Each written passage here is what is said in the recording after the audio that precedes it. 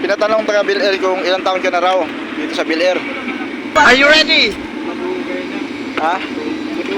Ilang taon ka na? Kasi may award yata pag ano eh. Ilang taon ka na pa ngayon? 75. So ilang taon ka na nagtinda dito sa... Tatlong dekada.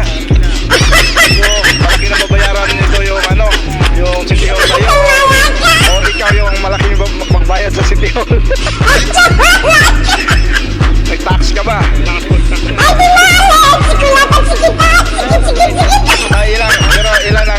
Ilang ano na, ilang napatapos mo na college dito.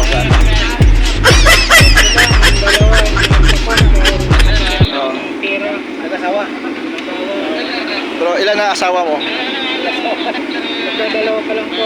Magdadalawa lang. So yan. Oh. Okay, yun ang tama yung mga sagot. Masipag dito sa Makati. Peace bomb na lang.